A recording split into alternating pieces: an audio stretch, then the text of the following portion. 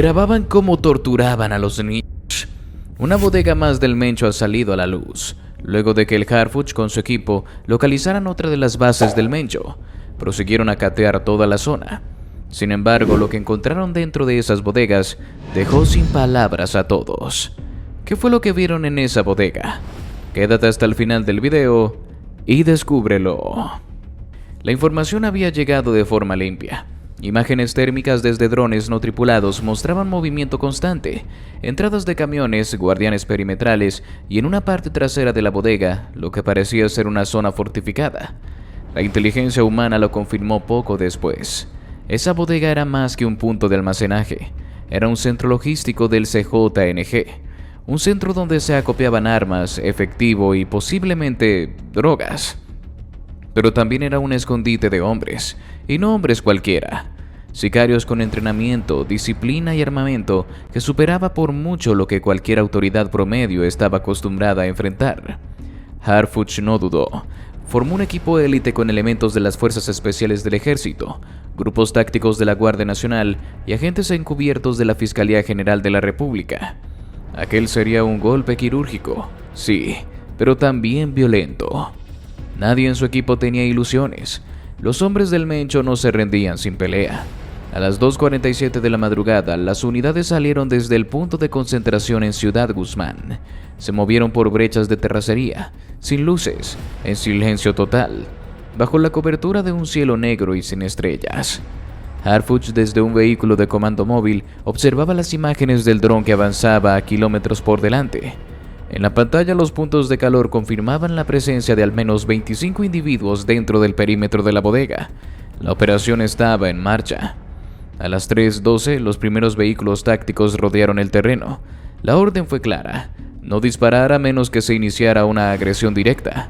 Pero no pasó ni un minuto desde el primer despliegue cuando el infierno se desató. Los hombres al interior, alertados quizás por algún vigía escondido, abrieron fuego sin preguntar. Las balas rebotaban en la chapa de los vehículos blindados, y los gritos se mezclaban con las ráfagas de fusiles de asalto. Las primeras líneas de los grupos de asalto descendieron y se cubrieron. Harfuch, que había descendido para coordinar desde el terreno, pidió apoyo aéreo inmediato. Un helicóptero artillado de la Sedena comenzó a sobrevolar la zona, iluminando con focos potentes los alrededores y obligando a los atacantes a resguardarse. Durante casi 3 horas el enfrentamiento fue intenso. No era una simple balacera, era un combate entre fuerzas preparadas para matar. Los del cártel estaban bien posicionados, usando la bodega como fortaleza. Tenían puntos de tiro elevados, armas automáticas y visores nocturnos y hasta lanzagranadas improvisados. Pero los hombres de Harfuch no eran improvisados. Cada avance se hacía con cobertura, cada entrada con escudos balísticos, cada paso calculado. Las bajas comenzaron a acumularse. De ambos lados, gritos de dolor, órdenes urgentes, humo y metralla. El campo se convirtió en un laberinto de fuego y concreto. A las 6:27 de la mañana, con el cielo comenzando a teñirse de azul, la intensidad del fuego disminuyó. Uno de los tiradores del cártel agitó un pañuelo desde una de las ventanas. No hablaban de tregua, pero el mensaje era claro. Sabían que no iban a resistir mucho más. La munición comenzaba a escasear, y algunos de los suyos yacían muertos o gravemente heridos en el suelo. Uno de los comandantes de la Guardia Nacional tomó el altavoz y ofreció la rendición con garantías de vida. El silencio fue tenso, largo. Luego, poco a poco, empezaron a salir. Uno a uno, los hombres del CJNG dejaron las armas en el suelo. Salieron con las manos arriba, cubiertos de sudor, sangre y polvo. Algunos tenían heridas leves, otros apenas podían caminar. En total, 23 hombres fueron detenidos. Se trataba de un grupo mixto.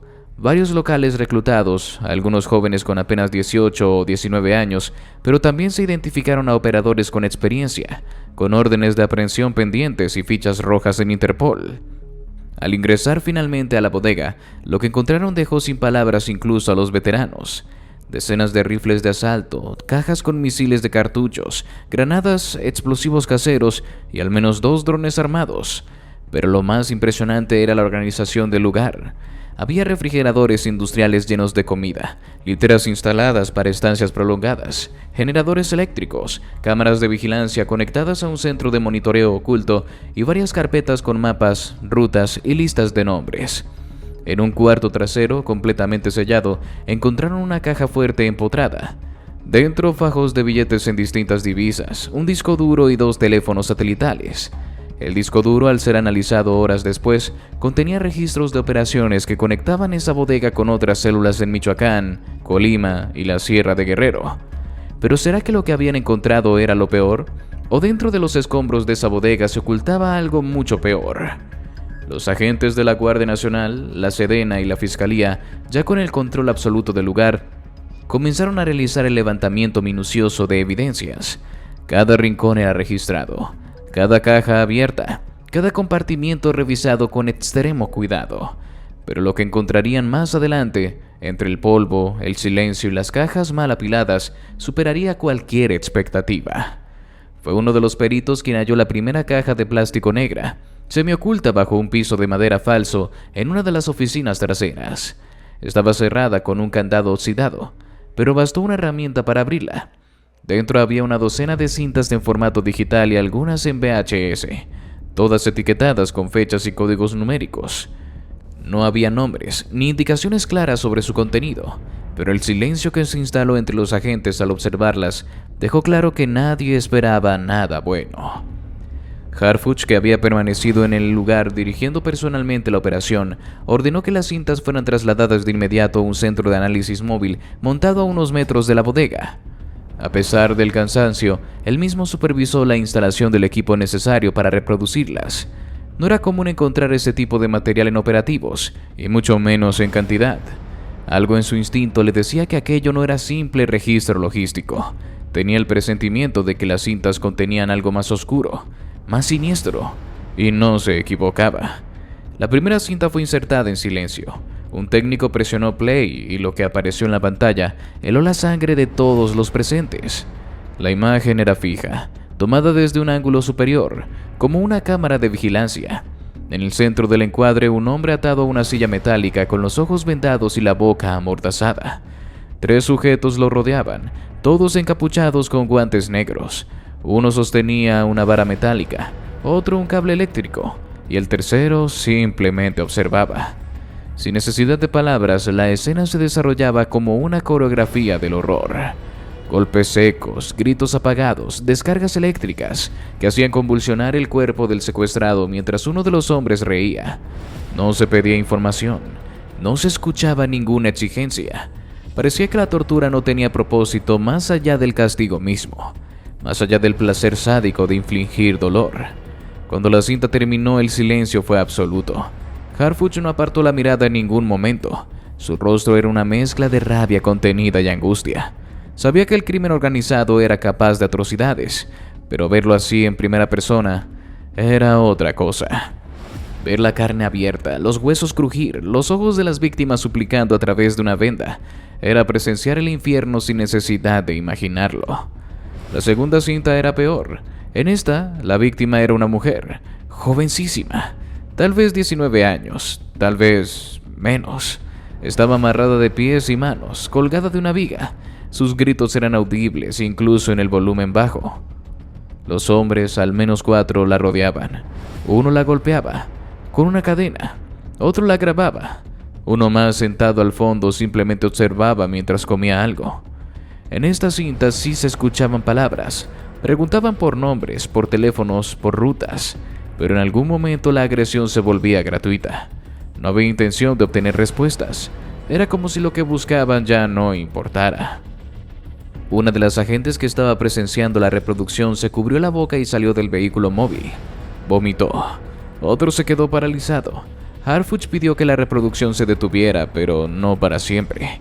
Quería verlas todas, una por una, porque sabía que ese material no solo era evidencia, sino testimonio. Testimonio de una crueldad sistemática que no podía seguir siendo invisible. En total se recuperaron 27 cintas. No todas estaban completas. Algunas estaban borrosas, deterioradas por el tiempo o mal grabadas. Pero lo suficiente era visible.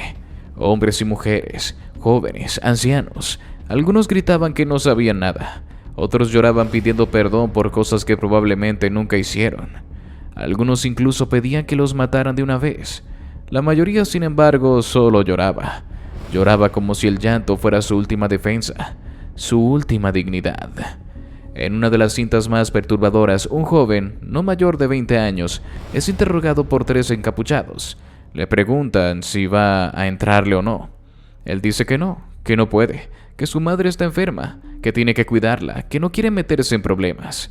Entonces le hacen firmar algo. No se sabe qué. Lo obligan a mirar a la cámara y luego lo golpean hasta que pierde el conocimiento. Lo despiertan, le piden que se retracte. Él solo llora. Entonces lo amarran a una mesa y le cortan 2 dedos. El video termina ahí. No se sabe si sobrevivió. No hay más información. Cada cinta era una revelación y una herida. Harfuch, con los ojos enrojecidos por el cansancio y la furia, hizo algo que nunca había hecho en su carrera. Pidió que los videos fueran copiados en su totalidad, resguardados con la máxima seguridad y que una copia fuera enviada directamente al presidente. Quería que el horror se viera en Palacio Nacional. Quería que supieran lo que él y su equipo veían. Querían que nadie pudiera decir que no sabía. Pero eso no era todo. Al día siguiente, tras una inspección más detallada en un compartimiento sellado detrás de la bodega, encontraron lo que parecía una especie de pequeño cuarto de grabación, con micrófonos, cámaras, luces y una mesa donde claramente se ataban a personas. El lugar estaba cubierto con material insonorizante. Todo indicaba que era allí donde se grababan los videos, que esa bodega, más que un almacén, era un centro de tortura audiovisual, que el dolor se grababa con método, con tecnología, como si cada alarido fuera un documento más en los archivos del terror. Nadie supo a ciencia cierta quién ordenaba esas grabaciones, si era por control interno, por placer de los altos mandos o como herramienta de intimidación para quienes pensaran desafiar al CJNG. Pero lo que quedaba claro era que había una estructura que no solo permitía estas prácticas, sino que las organizaba. ¿Y qué estaba pasando en las otras zonas de México? ¿La situación estaría un poco mejor o en cambio todo solo iba de mal en peor? Ahí, entre sembradíos de maíz y caminos rurales, comenzó a repetirse una frase que llenaba las redes sociales, los muros, las pancartas, las bardas. Soy joven y no quiero desaparecer. No era solo un lema, era una súplica, una advertencia, un grito que crecía en la garganta de cientos de adolescentes y veinteañeros que salían de sus casas sin saber si volverían. Lo pintaban en las mochilas, lo rayaban en los cuadernos, lo publicaban en TikTok, lo convertían en hashtag y lo imprimían en camisetas. Porque el miedo ya no estaba escondido. El miedo se volvió parte del día a día. Las desapariciones no eran espectaculares ni cinematográficas. Nadie llegaba con armas largas a bordo de camionetas con música de corridos. A veces solo se trataba de un mensaje recibido por la víctima. Salte tantito, tenemos que hablar. O una parada en la esquina antes de subir al transporte. A veces ni eso. Solo el vacío. Solo el silencio. Solo la desesperación de una madre marcando 100 veces al celular de su hijo y obteniendo como única respuesta a la operadora repitiendo: el número que usted marcó está fuera de servicio. Las comisarías de los pueblos empezaron a llenarse de denuncias. Las carpetas de investigación se apilaban como si fueran panfletos viejos. No había personal suficiente, no había voluntad, y peor aún, muchas veces no había confianza, porque entre los mismos policías locales, los rumores eran insistentes. Hay gente adentro que trabaja para ellos, y ese ellos no tenía rostro claro, pero todos sabían a qué se refería. A los halcones, a los jaladores, a los que levantaban sin preguntar, a los que decían que si no le entras mejor ni vivas. Al principio los medios nacionales apenas prestaron atención. Para ellos era una crisis local más. Pero en redes sociales las historias se viralizaban y los de Twitter contaban los detalles. Una chica desaparecida a la salida de la prepa de Montemorelos. Un joven levantado en plena feria en Los Herreras. 3 primos que nunca regresaron de una fiesta en Agualeguas. Todas las historias comenzaban igual. Con esperanza.